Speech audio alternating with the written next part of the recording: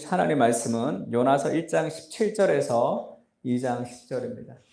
요나서 1장 17절에서 2장 10절. 오늘 제목 같이 한번 읽어볼까요? 제목 시작. 물고기 뱃속에서 기도를 배우다. 한 번 더 읽어볼까요? 시작. 물고기 뱃속에서 기도를 배우다. 우리가 요나서 계속 공부하고 있는데, 말씀을 듣고 있는데, 요나는 하나님 앞에 불순종하는 그런 선지자였어요. 그래서 하나님이 요나에게 주신 명령이 그렇게 마음에 들지 않았어요. 왜냐하면 내가 제일 싫어하는 행동, 내가 제일 싫어하는 것을 하나님이 시켰기 때문에 그렇습니다. 내가 하고 싶지 않은 거. 그래서 요나는 자기의 뜻대로 하나님을 거부하며 자기의 뜻대로 행동하죠. 그럼 하나님이 너는 내 뜻을 거부했기 때문에 혼나야 된다고 하나님이 이렇게 벌을 내리시면 될 텐데, 하나님 그렇게 하지 않고 끝까지 요나를 추적해서 요나를 변화시키시는 하나님의 사랑을 담고 있는 게 요나서입니다.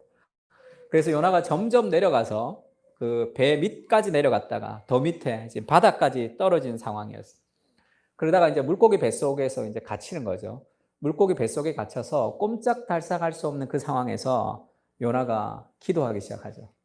그래서 우리 인생에 꼭 필요한 게 있다면 그 물고기 뱃속 같은 기도를 배우는 우리의 인생의 그런 고독의 시간이라 그럴까요? 그것을 좀 오늘 같이 한번 살펴보려고 합니다. 요나의 기도는 좋은 면도 있지만 아직까지도 변화되지 않는 모습도 있어요. 그래서 그 두 가지가 다 있습니다. 오늘은 요나가 그나마 그래서 그 상황에서도 요나가 했던 잘한 행동은 기도했던 겁니다. 시편을 기도했던 거. 그걸 좀 살펴볼 거고, 다음 주에는 그럼에도 불구하고 변화되지 않았던 요나의 우상들을 또 함께 이 2장을 통해서 한 번 더 살펴보려고 합니다. 그래서 오늘은 요나의 기도에 포커스를 맞춰서 한번 읽어봤으면 좋겠습니다. 요나서 1장 17절에서 2장 10절까지인데 한 절씩 읽을까요? 제가 먼저 읽겠습니다. 여호와께서 이미 큰 물고기를 예비하사 요나를 삼키게 하셨으므로 요나가 밤낮 3일을 물고기 뱃속에 있으니라.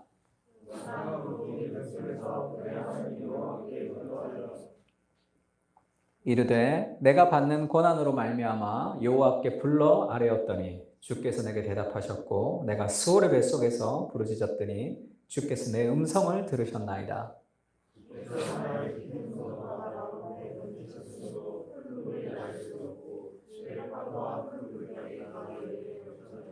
내가 말하기를 내가 주의 목전에서 쫓겨났을지라도 다시 주의 성전을 바라보겠다 하였나이다.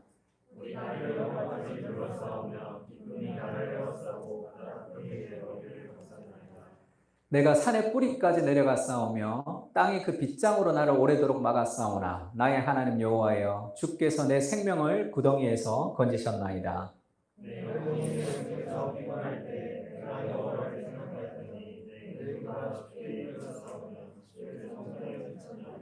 거짓되고 헛된 것을 숭상하는 모든 자는 자기에게 베푸신 은혜를 버렸사오나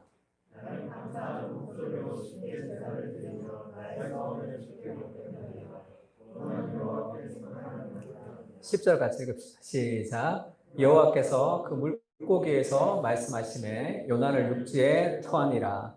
지금 요나가 바다에 떨어졌습니다. 바다에 떨어지는 것은 내가 희생해서 여러분들을 살리겠습니다라는 그런 개념보다 차라리 내가 죽어버리겠다라는 마음이 더 강했어요. 그러니까 물속에 떨어져서 기도하는 장면이 시작되죠. 그래서 지금 그 물속에 떨어져서 내가 스올의 뱃속에서 부르짖었다 할 때 스올의 뱃속은 이 바닷속이라고 얘기했어요. 지옥의 뱃속. 바다에서 떨어지면서 그가 이제 기도했습니다. 그렇게 해서 그가 이 바다에 빠져서 그 다음에 물이 영혼까지 두르고 산의 뿌리까지. 그러니까 지금 여기에 바다 풀이 머리에 감쌌다는 것은 바닥에 이 풀, 산호초에 머리가 닿았다는 뜻이에요. 그렇게 쭉 떨어지는 상황. 산의 뿌리라는 것은 얘기했죠. 고대 사람들은 산이 있으면 산 정상이 제일 지상에서 제일 높고 그 산의 제일 뿌리가 지하라고 생각했어요.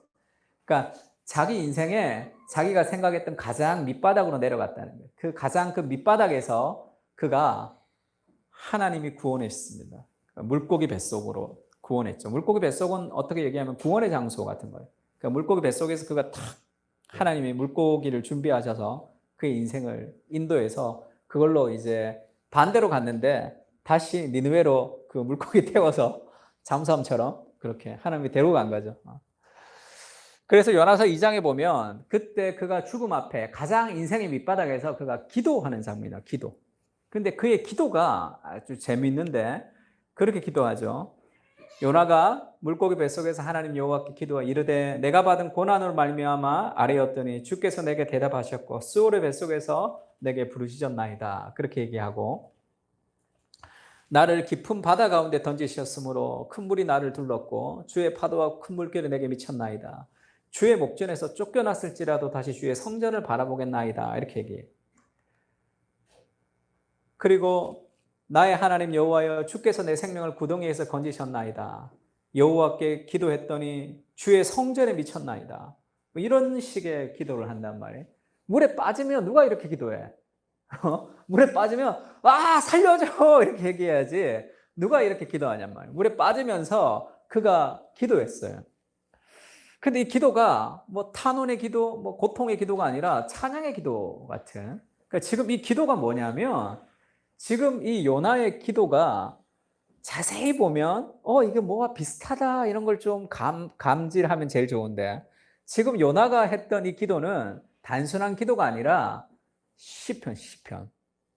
시편을 그가 쫙 읊고 있는 거예요. 시편을 얘기하는 거예요.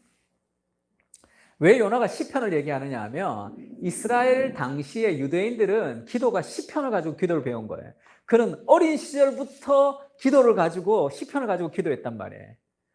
그러니까 뭐 드라큘라 영화 같은 거 보면 그런 거 있죠. 뭐 이렇게 너무 무서워서 뭐 드라큘라가 나타나고 그러면 뭐라 해? 사람들을 십자가 이렇게 막 이렇게 내 보이기도 하고 그다음 뭐 해요? 주문같이 외우잖아. 그때 뭐 외우겠어요? 갑자기 드라큘라만 무섭다 할 때 신앙이 별로 없으면 전능하사 천지를 만드신 하나님 아버지 그런 게 나온단 말이에요. 내가 늘 내가 입에 달고 했던 그 기도. 그러니까 그것을 요나가 정말로 하나님을 인격적으로 만나서 기도하지 않았던 그의 삶에 지금 시편이 지금 쭉 나온 거예요. 시편의 단어들이 이렇게 조합이 돼서 나왔습니다. 그래서 요나의 기도는 물고기 뱃속에서 요나가 기도했던 이 기도는 이 시편의 기도예요.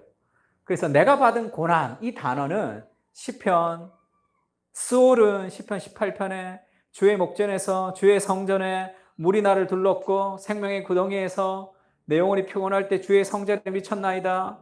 지금 그 요나의 기도가 다 시편의 말씀들을 다 조합됐어. 이것이 시편 18편과 굉장히 유사하다 이렇게도 얘기하는데 다양한 시편들이 이렇게 다 모였다고 생각합니다. 지금 요나는 시편을 통해서 그가 지금 기도하고 있는 거죠. 요나가 물고기 뱃속에서 하나님 앞에 정말 그 시편에 자기가 달달달 외우고 있었던 그 기도가 그게 실제적으로 하나님 앞에 기도하고 있다고 하나님을 경험하면서 기도를 배운 거예요. 그래서 우리가 인생에 요나를 통해서 배워야 될 것은 시편을 통해서 우리도 기도를 배워요. 시편은 기도의 학교예요. 모든 사람들, 하나님 앞에 기도하는 모든 사람들은 다 시편을 통해서 기도합니다. 그러니까 기도의 거장들 중에 시편을 통해서 기도하지 않은 사람은 한 사람도 없어요. 시편은 이 기도의 언어로 가득 차 있습니다. 시편은 굉장히 신비한 언어인데 시편을 통해서 기도하는 것은 뭐라 그럴까요? 다른 모든 성경은 하나님이 우리에게 말씀하시는 거예요. 그 다음에 선지자를 통해서 우리에게 얘기하는 거라고. 시편은 인간이 얘기하는 거죠, 하나님에게. 근데 어떻게 그것이 성경의 정경으로 기록되어 있을까? 그는 굉장히 신비로운 책이죠. 그래서 시편은 인간이 기도했던 그 기도가 단순한 기도문이 아니라 그게 하나님의 말씀인 성경으로 기록되어 있죠. 그래서 시편은 단순한 기도가 아닙니다. 그리고 우리가 지금 요나를 봐도 그렇고 하나님이 그 인생을 좀 변화시키고 싶어요. 하나님이 한 사람의 인생을 변화시키고 싶을 때 그 변화의 포인트가 무엇이냐? 그러면 기도입니다. 기도예요. 그 변화의 변곡점은 반드시 기도를 통해서 이루어집니다. 하나님의 말씀을 깨달았어요. 하나님의 말씀의 은혜를 받았어요. 그러나 그것이 내 삶 깊은 곳에 스며들고 그것이 체험되고 그것이 내 것이 되는 과정은 그게 기도입니다. 기도. 그래서 모든 삶의 변곡점을 겪었던 사람들, 성경을 통해서, 그리고 성경이 아니더라도 모든 삶의 변화의 시작이 무엇이었는가 돌아보면 그것은 다 기도를 배우는 거예요. 하나님 앞에. 인간의 힘으로 할 수 없다는 것을 깨달을 때 우리는 기도하게 되죠. 기도를 통해서 삶이 변화됩니다. 하나님의 역사가 시작되는 거예요. 기도하지 않는다는 것, 여전히 기도를 배우지 못했다는 것은 아직도 내가 내 힘으로 살아간다는 뜻이에요. 그러면 단언하건대 삶은 빡빡하게 되어 있습니다. 삶이 빡빡해요. 열심히 노력하는데 더 여유도 없어지고 열심히 노력하는데 삶이 더 힘들어지는 상황으로 자꾸 몰리게 됩니다. 그렇게 몰릴 때 그건 점점 내가 밑으로 내려가는 거예요. 가장 바닥을 칠 때 그때 인생이 기도를 배우는 거죠. 내 힘이 다 꺾일 때 우리가 시편을 통해서 기도를 배울 수 있는데, 그래서 기도라는 것은 뭐라 그럴까요? 하나님의 말씀이라는 우물물이 깊고 맑은 우물이 있어. 그걸 내가 마시려면 기도라는 두레박을 좀 내려야 돼요. 기도는 그것을 좀 가지고 오는 겁니다. 그러니까 기도를 통해서 우리가 그 물을 마실 수 있도록 하는 그것이 기도의 어떤 능력이죠. 기도는 하나님과 연결되는 거예요. 에베소서 3장 20절에 보면 이런 말씀이 있는데 같이 한번 읽을까요? 시작. 우리 가운데서 역사하시는 능력대로 우리가 구하거나 생각하는 모든 것에 더 넘치도록 능히 하시리 이에게. 이게 기도를 하다 보면 이런 것을 많이 경험할 수 있는데, 우리가 기도할 때 기도를 배우지 못한, 시편을 통해서 기도를 배우지 못한, 하나님의 말씀에 기도 학교에서 입학을 하지 못한 사람들의 기도는 자기의 소원의 나열에 불과해요. 하나님 이거 해주세요, 저거 해주세요, 이렇게 해주세요, 저렇게 해주세요 하는 소원의 나열입니다. 그러면 친밀함을 느낄 수 없어요. 기도 가운데. 인격과 인격이 만나는 가장 귀한 그 핵심을 놓치는 기도가 될 가능성이 있습니다. 그러면 자기가 바뀌지 않아요. 자기 강화가 더 될 뿐입니다. 정말 자기 인생이 변화되는 것은 기도를 시작했는데, 내가 이렇게 기도를 시작했는데 기도 속에서 하나님을 만나게 되면 기도가 변화된단 말이에요. 기도가 변화돼. 그래서 시편을 봐보세요. 다 내 원수를 돌로 쳐 죽이면 좋겠다 이렇게 시작하잖아. 원수의 자식을 돌로 쳐서 죽이면 좋겠다, 그런 기도, 솔직한 기도들을 많이 하죠. 인간의 그런 하나님의 공의가 이루어지게 해달라고 그렇게 얘기합니다. 하지만 마지막은 할렐루야로 끝나죠. 하나님의 영광과 하나님을 찬양하는 것으로 끝이 납니다. 기도가 바뀌죠. 기도의 언어가 바뀐다. 욥시, 잠, 전, 다 시가 서죠. 욥기도 마찬가지죠. 욥도 하나님 앞에 기도하지만 마지막에 그 기도가 바뀌죠. 내가 이제까지는 하나님을 귀로 들었지만 이제는 눈으로 봅니다. 주님, 내가 티끌과 죄 가운데서 회개합니다. 그렇게 자기 자신, 의롭다고 생각했던 자기 자신에 대한 인식이 바뀝니다. 그래서 기도는 우리의 생각보다 더 크도록, 우리 가운데 역사하신, 우리가 간구하는 것과 우리가 생각하는 것보다 더 넘치게 하나님이 부어주시는 뭔가 새로운 길로 가는 통로예요. 기도는 우리의 삶의 변화의 통로입니다. 새로운 길로 가요. 그러면 어떻게 기도할 때 그렇게 되는가 하면 시편이라는 기도 학교를 통해서 우리가 기도를 배울 때 가능한 거예요. 왜냐하면 모든 언어는 나로부터 시작했다고 생각하지만 그거는 착각이에요. 나로부터 시작하지 않습니다. 우리가 지금 말을 잘 하기 때문에 내가 말하는 거라고 생각하지만 나의 말은 응답의 언어예요. 아이가 태어나면 엄마가 계속 얘기해 주죠. 지안아, 영빈아, 이렇게 얘기해 주잖아. 아빠를 수없이 들어야서 아빠 나온단 말이에요. 그것도 아빠 나오지도 않죠. 그냥 이렇게 하면 난리 나죠. 아빠 했다, 천재다부터 시작해서. 그러니까 누군가가 자기가 언어를 시작했다고 생각하지만 인간의 모든 언어는 응답의 언어예요. 수많은 부모님의 사랑의 음성과 그 단어들을 수만 번 들으면서 그 다음에 그 삶에서 그 언어가 튀어나오는 거죠. 기도도 마찬가지. 기도는 여기서 시작하는 게 아니라 하나님으로부터 시작하는 거예요. 그러니까 우리는 기도의 언어를 좀 배울 필요가 있습니다. 그래서 기도할 때는 하나님의 말씀, 특히 시편을 묵상하면서 기도하는 것이 가장 빠른 기도의 방식이에요. 가장 빠른 삶의 기도의 방식이고, 시편을 따라 기도하게 될 때 우리에게 주는 유익이 뭐냐면 다채로운 하나님을 경험할 수 있다, 그렇게 얘기했죠. 왜냐하면 하나님의 말씀에 깊이 심취하지 않는 기도는 내가 은혜 받는 하나님만 은혜 받아요. 내가 싫어하는 하나님이 내 삶에 역사하지 않는단 말이에요. 그러나 시편을 통해서 우리가 기도하면 다양한 하나님을 경험합니다. 그리고 내 안에 있는 다양한 감정들을 경험해요. 그 수많은 인간들의 감정들이 다 나열되어 있죠, 시편은. 그렇게 해서 우리의 삶의 풍성한 감정들을 우리가 이해할 수 있고 하나님을 풍성하게 다채롭게 이해할 수 있기 때문에 훨씬 더 풍성한 인간과 하나님을 이해하면서 기도할 수 있는 장점들이 있습니다. 그리고 시편이 이 5권으로 나눠져 있다는 걸 모르고 있었던 사람이 혹시 있었을까 모르겠는데, 성경 있으면 한번 찾아봐요. 성경 있으면 시편 42편 한번 찾아봐요. 42편. 시편 42편 찾으면 뭐라고 써 있는지 한번 봐보세요. 시편 42편 이렇게 찾아보면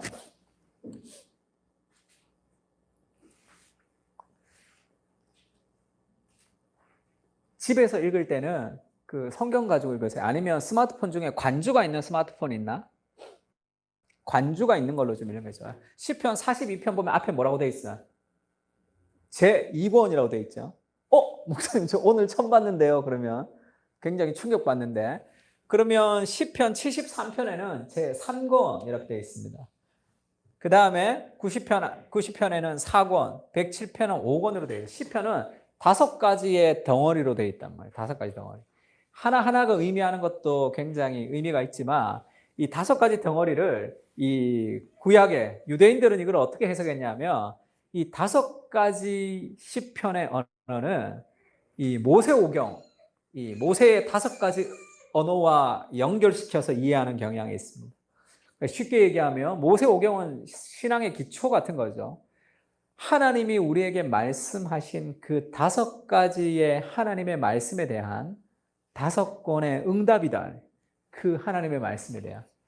사실 5권이라기보다 지금 구약 성경은 3가지로 나눌 수 있어요. 그거를 이제 히브리인들은 토라 하면 율법, 이게 모세오경을 얘기하는 거예요. 창세기, 출애굽기, 레위기, 민수기, 신명기라는 모세오경. 그 다음에 이 선지서, 그 다음에 이 선지서를 이 네비임이라고 얘기해요. 그 다음에 시가서를 케투빔이라고 얘기해요. 이 율법과 선지서는, 율법은 하나님의 말씀이죠. 이렇게 살아가야 된다는, 크게 얘기하면 하나님의 말씀을 우리에게 주신 것이고, 이 선지서와 역사서는 그것이 인간의 역사 속에, 이스라엘의 역사 속에 하나님의 말씀이 어떻게 성취됐는지를 보여주는 거죠. 그래서 뭐 순종했을 때, 불순종했을 때 그 말씀이 어떻게 역사했는지를 보여줍니다.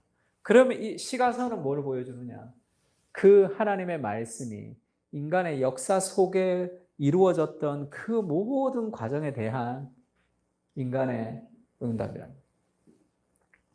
그것을 가지고 기도해요. 시편은 단순한 감정적 기도가 아니라 그 하나님의 말씀을 듣고 그 말씀이 밑에 깔려져 있는 그 베이스 안에서 하나님 앞에 기도하며 우리의 감정과 우리의 상황을 하나님의 말씀 앞에 재조정하는 거죠.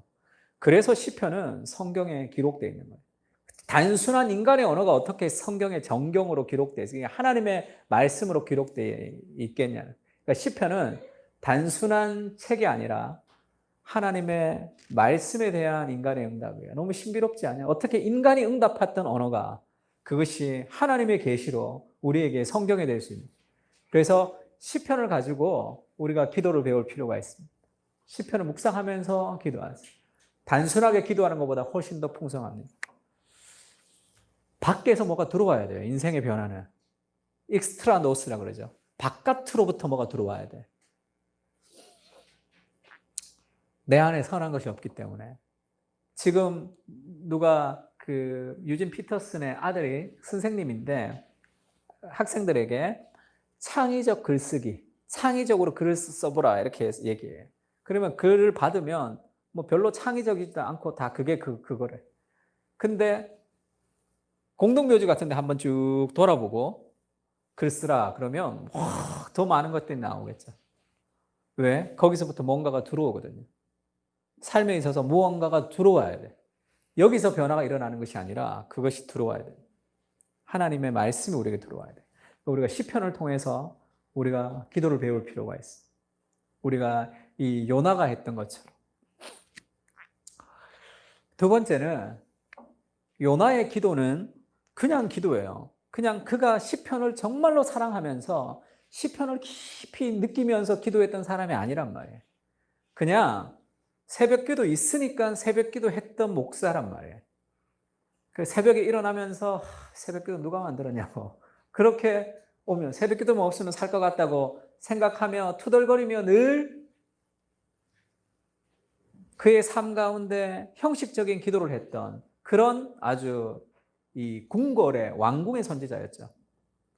그러니까 이 형통의 신학을 퍼뜨렸던 그런 사람이었다. 근데 그가 지금 이 위기의 상황에서 그가 시편을 기도할 수 있었던 이유는 그것이 그 삶의 습관이 됐기 때문이죠. 어릴 적부터 그것을 그의 삶에 고정시켰기 때문에 그렇습니다. 내가 세라 한번 상담할 때 그런 게 있어요. 세라 요즘도 말씀 보냐니까 말씀도 잘 안 본대. 야, 기도도 잘 안 한대. 그래서 야, 말씀을 매일, 기도는 하는데 말씀을 잘 안 본다 그랬어. 야, 말씀을 좀 매일 봐야지. 그러니까, 매일 봐야 되는데 잘 안 된다고 그러더라고. 그러면서 이제 어떤 얘기를 할 때 보면 굉장히 판단, 그 다음에 나한테 하는 질문이 굉장히 성경적인 경우가 많아요. 그런 판단을 내리고 하고 하는 것들이 굉장히 성경적인 경우가 굉장히 많았어요. 그래서 너는 그 판단이 굉장히 지혜롭다 이렇게 얘기를 했는데 그런 얘기를 한번 하더라고요. 그 세라는 그쪽 계통, 네덜란드 계통의 사람이 미국에 온 거죠. 그러니까 개혁 신학, 아주 보수적인 전통 신학을 가지고 있는 그런 우리나라보다 더 보수적이에요. 거기 가면 거기는 어린 시절부터 요리 문답을 가르쳐. 하이델베르그, 그 다음에 웨스트민스터 같은 그 도르트 신경 같은 거를 어릴 적부터 가르친다. 그러니까 어린 시절부터 교리 교육을 하는 거죠. 얼마나 하기 싫겠어. 그러나 어린 시절에 받은 교리 교육이라는 것은 사고의 틀을 만들어줘요. 신앙을 적용했던 삶의 요리 문답이죠. 그것은 굉장히 그의 사고를 좀 건강하게 합니다. 은혜가 되든 은혜가 되지 않든 그의 삶 가운데 매일매일 반복적으로 그가 가져가 갔던 삶의 습관적인 삶의 기도의 틀이 있다면 그것은 어마어마한 힘을 발휘해요. 요나도 지금 그가 어린 시절부터 그냥 했던 거죠. 그냥 했던 거라고. 모태신앙, 뭐 아무것도 못해요 하지만 모태신앙이 가지고 있는 가장 큰 강점은 뭐예요? 은혜가 임하면 그 모든 것들이 다 살아납니다. 한 번도 성경을 읽지 않고 살았던 사람과 엄마한테 성경 아니면 맞아 죽는다고 해서 성경을 읽었던 사람이 있다 하더라도 그것은 은혜가 임하면 다 살아나는 거예요. 뭐 마찬가지겠죠. 공부를 하나도 안 했어. 근데 공부하고 싶은 마음이 확 들었어. 근데 공부를 안 하고 싶지만 늘 공부를 해왔어. 공부하고 싶은 마음이 확 들었어요. 그럼 그것이 다 자연히 사용되는 건 당연하겠죠. 그래서 우리가 정말로 하나님 앞에 기도를 배우려면 우리의 삶의 거룩한 일상의 습관을 기도의 습관이 있어요. 그렇지 않으면 우리의 삶의 기도를 배울 수가 없습니다. 신앙이라는 것은 늘 얘기하죠. 신앙은 몸으로 하는 거예요. 몸으로 하지 않는 신앙은 다 가짜입니다. 신앙은 반드시 몸으로 이루어지는 거예요. 은혜는 몸에서 결정나는 거예요. 몸이 이루어지지 않는, 몸이 움직이지 않는 신앙은 다 가짜입니다. 영혼이 없는 몸이 죽은 것 같이 행함이 없는 믿음은 죽은 것이. 하나님의 은혜를 경험하면 하나님과 사람을 사랑하게 되잖아. 사람이 사랑을 하게 되면 신앙의 본질이 사랑인데 사랑은 뭐예요? 사랑은 어떻게 드러납니까? 사랑은 딱 한 가지로 드러나요. 주는 겁니다. 뭔가를 행동하는 거예요. 사랑하는데 아무것도 행동하지 않아요. 사랑은 뭔가가 나오게 돼 있어요. 인간의 마음 속에는 어떤 disposition, 성향이 존재합니다. 어딘가에 역동이 있어요. 그게 어느 방향으로 가는가가 중요해. 그게 우리가 매일매일 습관적으로 기도하지 않는다면 내 삶의 역동은 다른 것을 쫓아가기 때문에 이것이 되지 않는 거예요. 반드시 인간의 마음속에는 어떤 욕구가 있습니다. 그것은 길을 찾아야 돼. 그래서 어거스틴이 그렇게 얘기하죠. 우리가 내가 하나님을 향해서 지음을 받았다. 우리는 그래서 하나님 안에서 우리가 쉼을 누릴 때까지 내 영혼이 쉴 수 없습니다. 이렇게 얘기해요. 그러니까 그 삶의 욕구와 역동이 하나님에게로 가도록 길을 열어줘야 돼. 그렇지 않으면 우리의 삶은 피곤하고 늘 외롭고 힘든 삶의 연속입니다. 왜냐하면 그 역동이 하나님께 가지 않거든. 그래서 거룩한 일상의 습관, 그것이 기도에서 굉장히 중요해요. 요나가 시편으로 기도했던 것은 그가 반복적으로 습관적으로 그가 했던 삶의 기도의 패턴이 있었기 때문에 그렇습니다.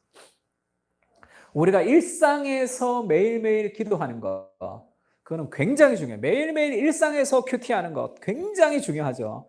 그것이 매일매일 돌아보면 아무런 티가 나지 않는단 말이에요. 내가 오늘은 큐티하고 큐티 안 한 사람보다 훨씬 더 못할 때도 있고, 뭐 큐티를 하면 뭐해? 막 화나고 분노하고 다 쏟아버리고, 매일매일에 내가 기도하고 말씀 보고 꾸준히 하지만 그것이 내 삶에 어떤 변화도 끼치지 못할 정도로 미미해 보일 때도 있단 말이에요. 그러나 그것은 어마어마한 삶의 역사를 만들어갑니다. 그것이 중요한 거예요. 삶의 일상의 거룩한 습관을 만드는 것은 너무 중요합니다. 로마서 12장 1절 같이 한번 읽을까요? 시작. 그러므로 형제들아 내가 하나님의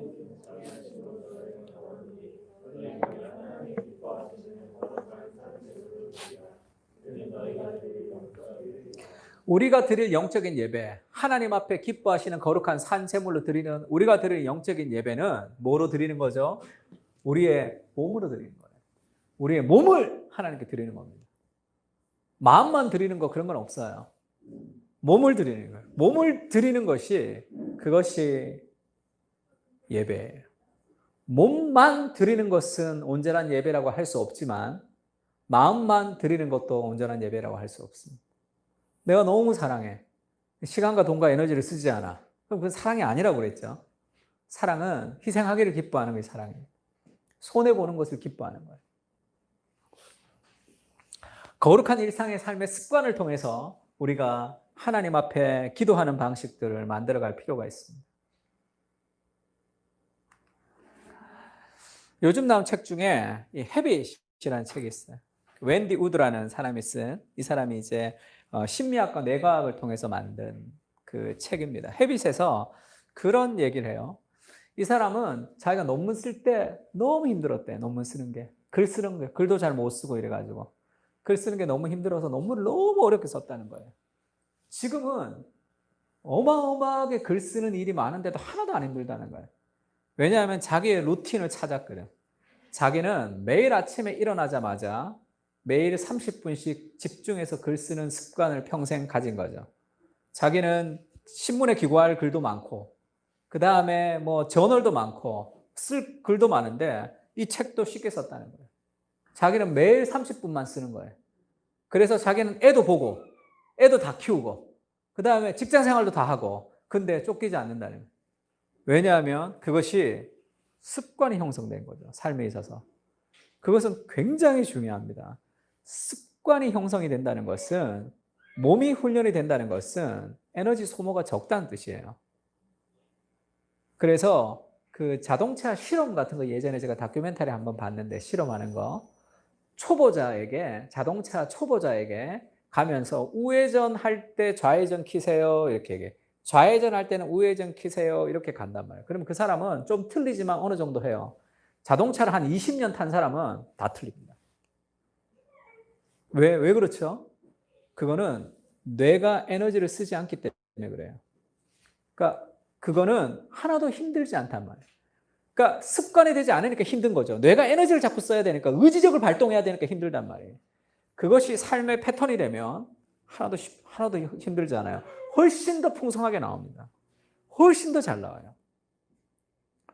하루키는 소설가인데 매일 5시간씩 글 쓴다 그러죠. 뭐든지 쓴대요, 그냥. 글 쓰기 싫다부터 시작해서 뭐든지 쓰죠. 자기가 마라톤 한 것도 책 써서 또 그 베스트셀러가 됐죠. 자기가 5시간씩 글 쓰려면 운동해야 되니까 마라톤 하니까, 그것도 뭐 쓸 거 없으니까 마라톤도 글 쓰잖아.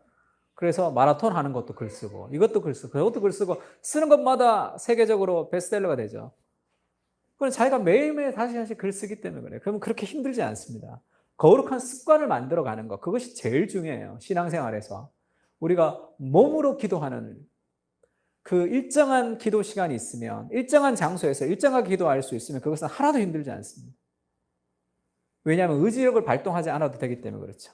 그래서 이 사람이 그 삶에 그 내 안에 충동을 이겨내는 힘은 그것이 거룩한 습관을 만드는 거죠. 삶에 있어서.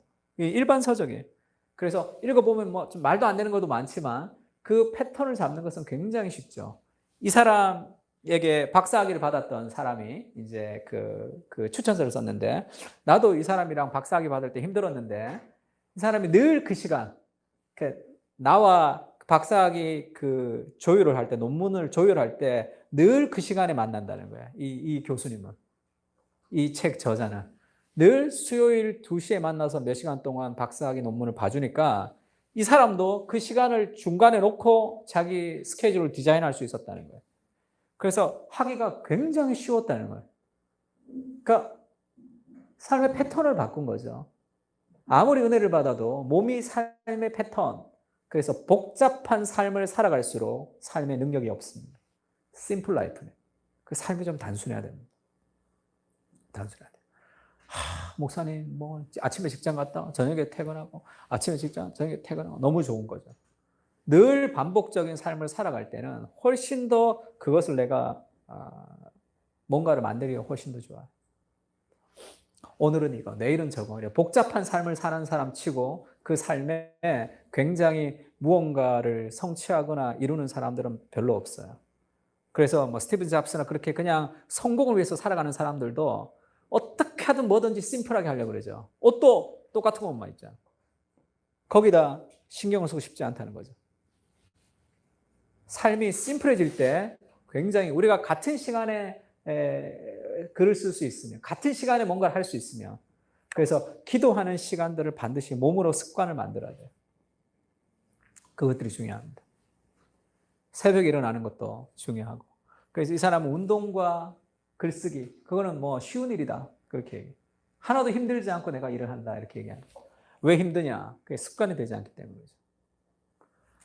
더 시스템이라는 책이 나왔는데 비슷비슷한 얘기를 하는 거예요. 이 시스템이 뭐냐면 의지력을 발동하지 않고 할 일들을 자꾸 만들어야 되는 거예요. 그 시스템화해라, 패턴화하라는 거죠. 내가 굳이 의지력을 막 발동을 하지 않고 할 수 있는 자기만의 시스템을 좀 만들어라, 그 얘기를 하고 있습니다. 그러니까 뭐냐면 내가 건강을 위해서 저녁을 먹지 않아야 되는데 저녁을 먹지 않는 것에 너무 많은 의지력을 쓰게 되면 그건 당신하고 맞지 않는 거예요. 자기한테 맞는 패턴을 찾으라는 거예요. 그래서 어떤 사람은 뭐 90일 있으면 바뀐다, 어떤 사람은 100일 있으면 바뀐다, 다 거짓말이라는 거예요. 자기한테 맞는 패턴을 찾으라는 거예요. 자기한테 맞는 패턴. 그래서 밥을 저녁을 내가 잘 안 먹겠다 하는 사람들 중에는 요거트랑 견과류를 굉장히 좋아하는 사람이 있으면 그 요거트, 맛있는 요거트, 맛있는 견과류 그거 정도 먹으면서 그냥 자연스럽게 의지력을 발동하지 않으면서 저녁을 덜 먹을 수 있겠죠.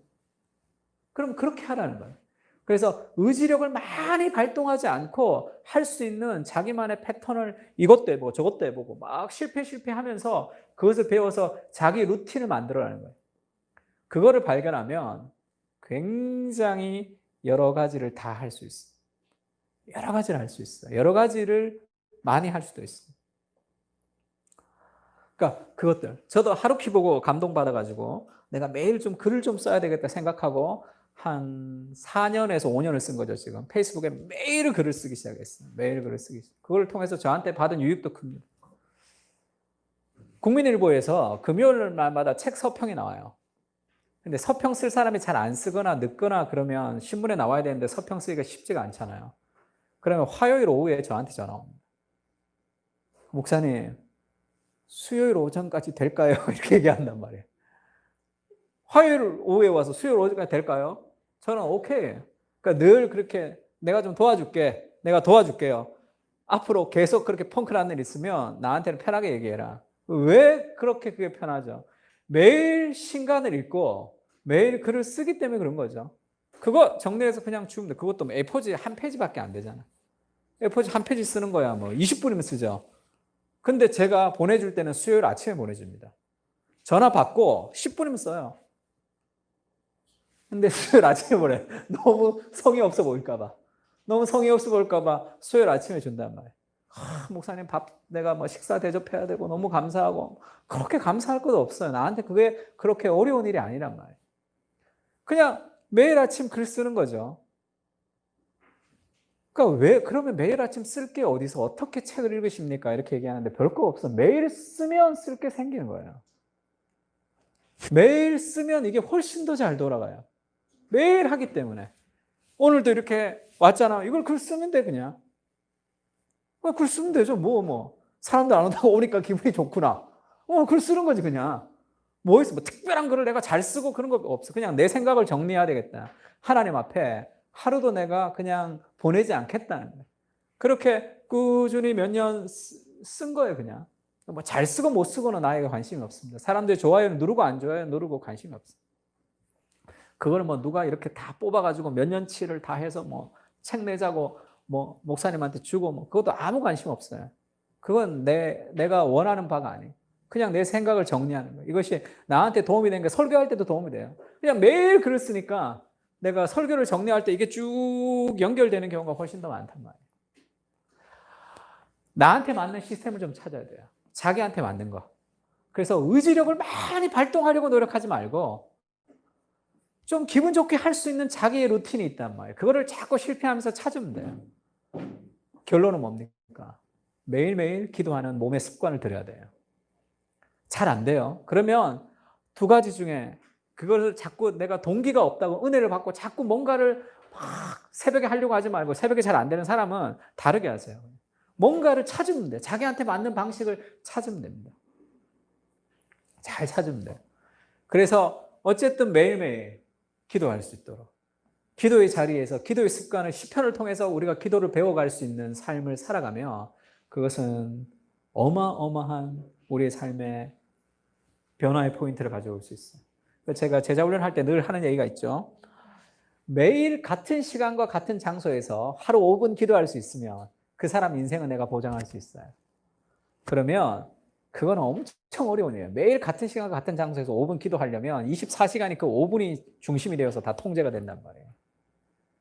그것이 나의 삶을 결정한단 말이에요. 그렇게. 그러니까 그것에 대한 루틴을 잡아. 그래서 우리가 제자훈련 할 때도 우리가 제자훈련 숙제할 때도 숙제를 막 압박하지 않죠? 막 이렇게 해야 된다, 꼭 해야 된다 많이 압박하지 않습니다. 그걸 통해서 자기의 루틴을 찾아야 돼요. 내가 할 수 있는 것들. 다 하지 못해도 됩니다. 그러니까 내가 할 수 있는 시간들을 만들어내서 내가 그렇게 해나가는 것들을 찾으면 돼요. 그것이 시스템이 된다는 거죠. 시스템. 시스템이라는 것은 의지력을 많이 발동하지 않고도 할 수 있는 방식을 얘기하는 거예요. 굉장히 지혜롭죠. 그것을 우리가 찾아야 됩니다. 막 안 되는 걸 억지로 하려고 하지 말고 자기한테 제일 맞는 방식을 찾는 거예요. 저도 저한테 맞는 방식을 찾아가고 있습니다. 전 잠을 낮잠 자요. 저는 낮잠 자고 목사님 새벽까지 잠을 못 자고 보통 사람들 자는 만큼 자요. 합치면 그걸 나눠서 잘 뿐이에요. 나눠서 초저녁에 잘 때도 있고 내가 누가 상사가 있는 게 아니니까 내가 잔다고 막 이렇게 왜 자냐 낮에 왜 자냐 이렇게 얘기하지 않죠. 그리고 저는 약간 뭐라 그럴까요? 낮에도 조금만 잡니다. 그냥 커피숍 같은 데서 이렇게 좀 자면 이렇게 괜찮아집니다. 그러다 또 잠오면 또 조금 자면 돼요. 운전하다가도 조금만 자면 돼요.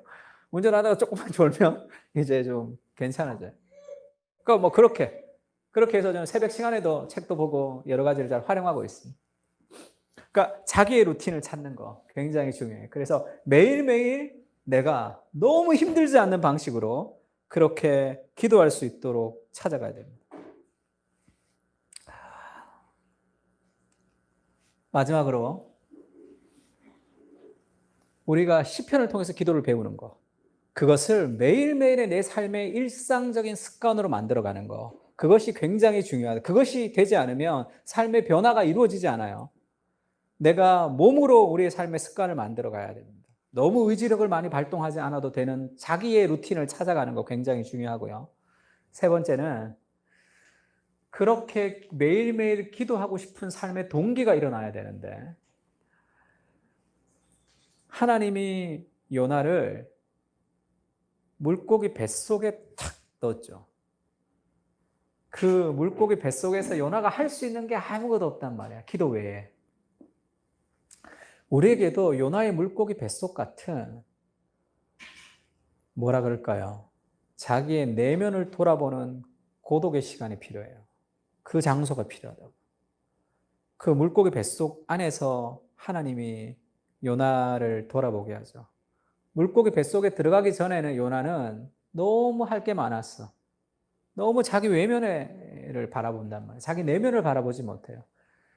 바울이 감옥에 갔죠. 복음을 전해야 되는 바울을 하나님이 감옥에 가두셨습니다. 그래서 성경을 쓰죠.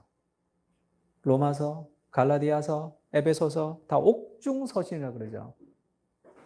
그 시간은 바울에게 정말로 하나님이 주시는 최적의 시간이죠. 인생도 마찬가지입니다. 물고기 뱃속같이 하나님이 너무 분주한 지금 요나를 딱 아무것도 하지 못하고 하나님만 바라볼 수 있도록 자기를 직면할 수 있도록 그 공간 안에 두시는 거죠. 성금요일이라고 그러죠. 예수님이 돌아가신 날이 금요일이에요. 성금요일이라고 합니다. 그래서 그 고난주간에 성금요일 날 성찬도 우리가 이제 굉장히 예수님을 우리가 이제 기억하고 기도하고 막 그런 날이죠.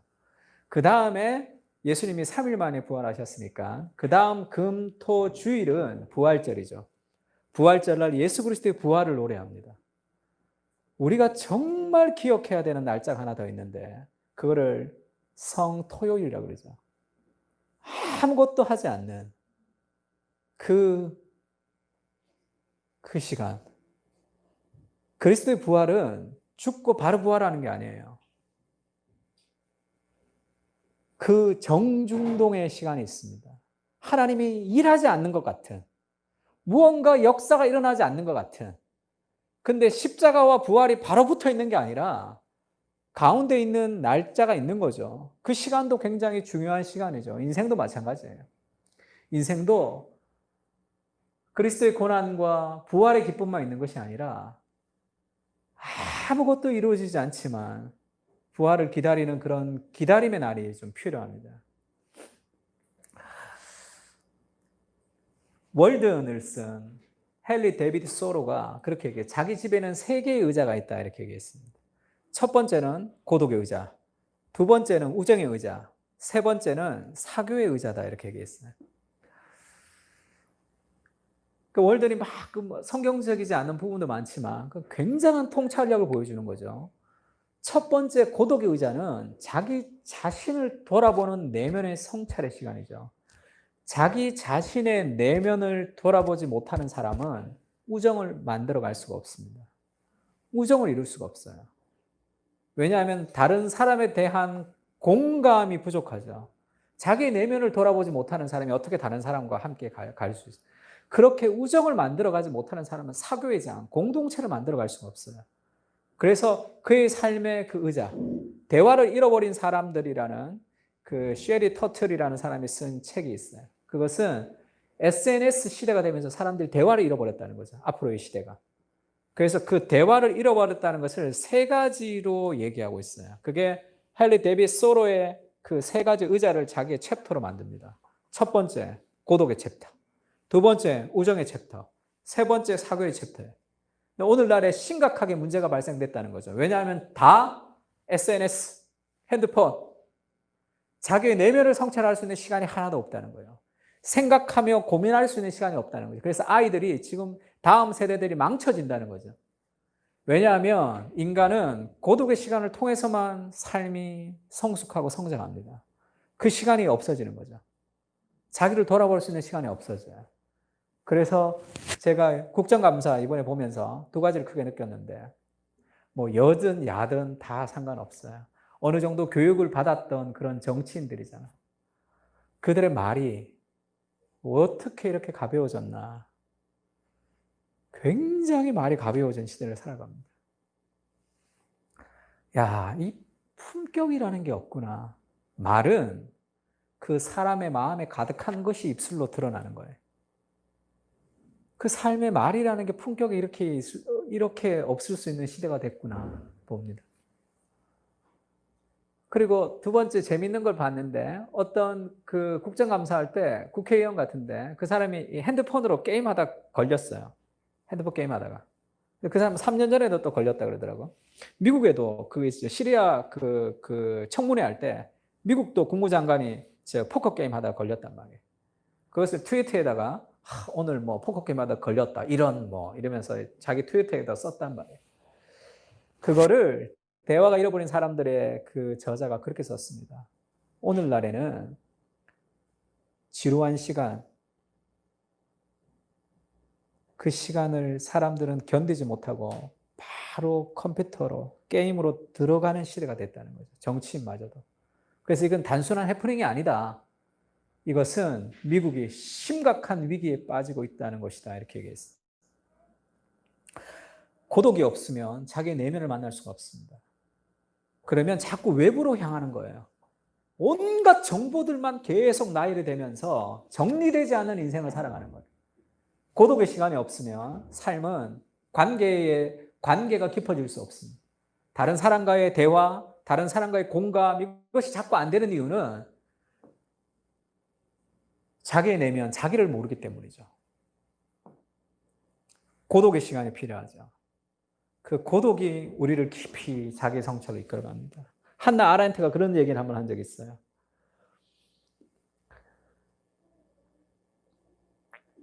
고독한 사람, 이 고독을 누릴 수 있는 사람은 언제나 그 고독의 시간에 자기 자신과 동행하며 이야기하는 사람이다 이런 얘기를 했습니다. 그러니까 고독의 시간이라는 것은 자기 자신의 내면을 깊이 돌아보는 거예요. 지금은 이 사람들이 막 하나님께 기도하는 사람은 아니지만 인간의 내면의 고독이라는 것이 꼭 필요하다는 걸 아는 거죠. 인간은 그런 존재로 태어났다. 우리는 혼자 있을 때조차도 다른 것을 하는 경우가 많아요. 다른 걸 한다고. 그래서 뭐 우리가 조깅할 때도 음악을 듣고 그것도 좋습니다. 뭐 보고 저도 자전거 탈 때 그 설교도 듣고 뭐도 들어요. 그것도 좋아요. 그것도 좋지만 그렇지 않을 수도 있어야 된다 얘기했죠. 우리가 밖에 나가면 그 자연에 있는 모습 그대로를 내가 느낄 수 있어야 돼요. 사람을 만날 때 그 한 사람의 존재 자체를 내가 느낄 수 있어요. 무언가의 대상이 아니라 나에게 유익하냐 안 유익하냐가 아니라 그 존재 자체를 내가 느낄 수 있어요. 자연에 가면 그 자연에 불어오는 바람, 그 꽃잎, 그 자연 그 자체를 내가 느끼고 누릴 수 있어야지. 그게 안식의 시작이죠. 그렇지 않으면 그 시간까지도 어디 여행 가서 돌아다니는 그 시간까지도 그것을 이렇게 내가 누리지 못하고 빨리 사진 찍어 빨리 뭐 이렇게 빨리 사진 찍고 빨리 사진 찍고 뭐 빨리 가고 빨리 사진 찍고 뭐 이렇게 와서 보지도 않고 그러면 그것이 피곤하죠. 삶에 있어서. 그걸 느끼는 거. 그게 안식의 시작이죠. 우리는 그런 시간을 잃어버리는 시대 속에 살고 있습니다. 폴 틸리라는 사람이 그렇게 얘기했어요. 아주 멋있는 얘기를 했는데 홀로 있는 고통을 표현하기 위해 외로움이라는 말이 있다면 홀로 있는 영광을 위해서는 고독이란 말이 있다. 외로움과 고독을 폴 틸리는 다르게 사용하고 있는 거예요. 그래서 틸리에가 좀 일리 있는 얘기를 하는데 어린 시절에 어떤 친밀함을 잘 경험하지 못한 사람들은 고독을 외로움과 착각한다는 거죠. 그래서 혼자 있을 때 그걸 누릴 수 없는 거예요. 혼자 있는 자기의 내면을 깊이 직면할 수 못하는 거죠. 그게 고독의 내면으로 들어가는 고독의 시간을 외로움의 시간이라고 착각한단 말이에요. 그러면 반드시 TV라도 틀어야 돼요. 그럼 뭐를 해야 돼? 그래야 외로움을 달랜다고 생각하는 거죠. 친밀함 있는 사람, 엄마와 친밀한 사람은 혼자 떨어져서 잘 놀듯이 그의 내면에 안정감이 있는 사람일수록 그 삶의 고독을 누린다. 고독, 고민, 그 홀로 있는 내면을 돌아볼 수 있는 삶이 필요한 거죠. 그렇지 않으면 삶은 무너지게 돼 있어요. 사상 누각을 쌓아가는 거예요, 그냥. 우리의 인생의 파괴적인 이유는 영혼의 골방이 없기 때문이다. 헨리 나우엔이 그렇게 얘기했어요. 어린 시절의 친밀함의 부재는 외로움과 고독을 구분하지 못하게 한다. 고독이 주는 만족감을 알지 못하면 외로움이 야기하는 공포만을 알게 된다. 이렇게 얘기했습니다. 굉장히 아주 재밌는 얘기를 했죠. 폴 틸레이는 신학자예요. 목사입니다. 우리의 인생의 고독은 어디서 와야 됩니까? 틴켈러가 기도에서 그렇게 얘기하죠. 기도를 배울 때 첫 번째가 뭐냐면 영적인 막막함이라 그러죠. 우리가 기도한다고 하나님 앞에 시편을 가지고 이제 기도한다고 그래서 오늘부터 내가 기도한다고 시편을 가지고 기도를 하면 은혜가 막 오냐 하면 절대 그렇지 않습니다. 온갖 딴 생각이 막 지나가고 그 생각 지나가지 않으려고 소리내서 기도하면 소리내서 기도하다가 또 뭐 온갖 이상한 말 막 하고 그렇게 내면이 정돈되지 않는 자기를 발견하는 거죠. 그리고 그 기도 시간이 지루합니다. 그게 기도의 시작이죠. 우리의 내면이 얼마나 하나님으로부터 멀어져 있는지, 우리의 내면이 얼마나 황폐해져 있는지를 직면하는 거, 거기서 기도가 시작되는 거예요. duty to delight, 의무를 지나서 기쁨으로.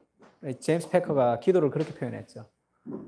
그 첫 번째는 기도는 의무이기도 하지만 그 막막한 시간, 그 영적인 지루한 시간, 그 영적으로 공허한 그런 내면의 팍팍한 시간을 통과해야지 충만한 시간으로 자기와 하나님을 깊이 발견할 수 있습니다.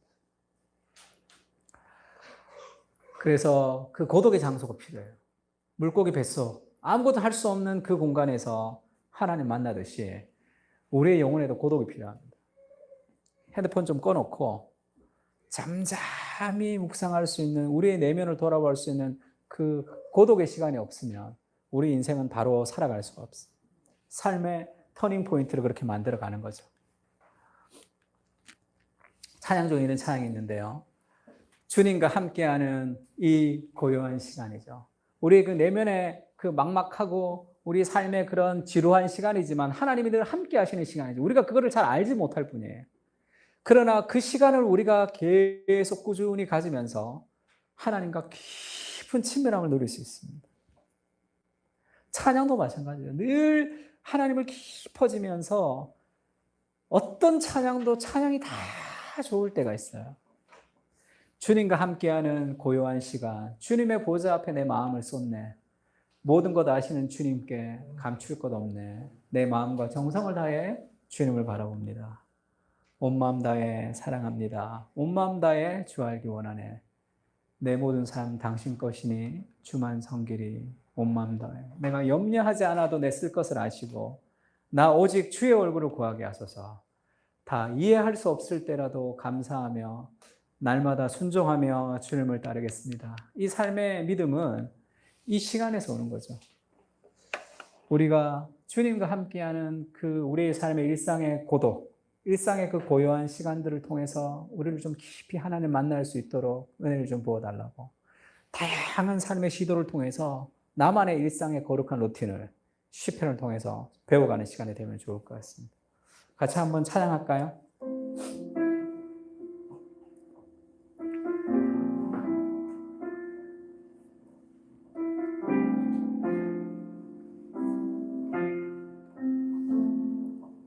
주님과 함께하는 고요한 시간, 주님과 함께하는 이 고요한 시간, 주님의 보좌 앞에 내 마음을 쏟네. 모든 것 아시는 주님께 감출 것 없네. 내 마음과 정성 다해 주 바라나이다. 온 마음 다해 온 마음 다해 사랑합니다. 사랑합니다.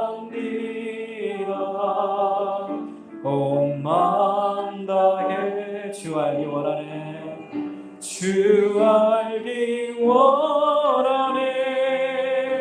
내 모든 삶 당신 것이니 주만 섬기리. 온 마음 다해 온 마음 다해 온 마음 다해 사랑합니다. 온 마음 다해 주 알기 원하네. 내 모든 삶 당신 것이 주만 섬기리. 온 마음 다해.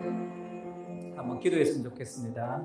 우리 말씀을 생각하면서 주님, 우리가 하나님 앞에 시편을 통해 기도의 학교에 입학할 수 있도록 우리의 삶에 매일매일의 일상의 삶에 거룩한 기도의 시간, 하나님을 가장 소중하게 생각하는 그 시간에 하나님을 만날 수 있도록 주님, 우리가 자신의 내면을 만나지 못하며 분주하게 살아가는 이 세대의 한가운데 우리가 더욱더 피폐해져가는 삶의 한가운데 살아가는데 고독한 시간, 그 하나님을 깊이 만나는 그 충만한 시간, 그것이 외로운 시간이 아니라 하나님과 깊이 만나는 친밀한 시간이 된다는 것을 기억하며 그 시간을 우리가 정원을 가꾸듯이 갖고 갈 수 있는 우리가 될 수 있도록 은혜를 부어달라고 같이 한번 기도했으면 좋겠습니다. 기도하겠습니다. 주님, 우리의 삶에 하나님께서 은혜를 부어주십시오.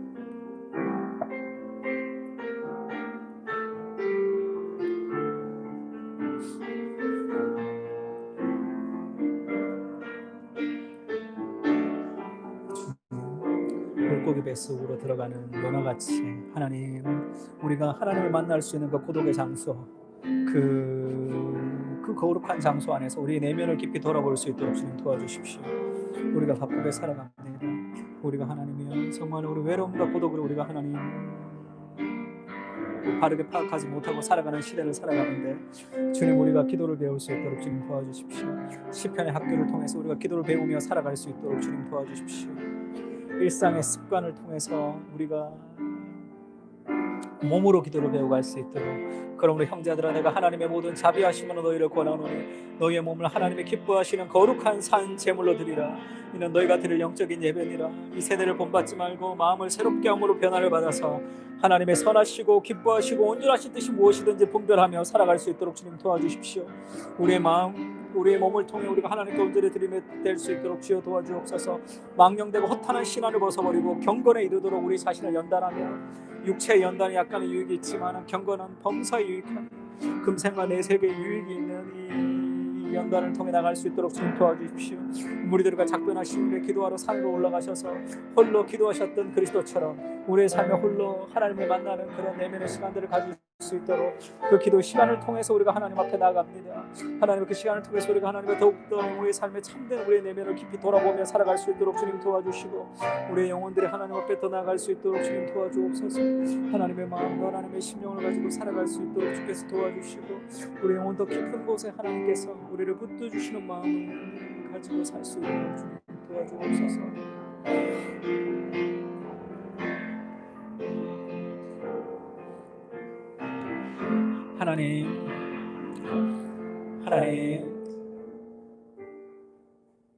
하나님과 다른 길을 가고 싶어하는 요나를 하나님께서 끝까지 사랑하셔서 그를 추적하셔서 그를 물고기 뱃속에서 죽음의 직전에서 건지시고 그것에서 요나의 자신의 내면을 돌아보게 하시는 하나님, 우리도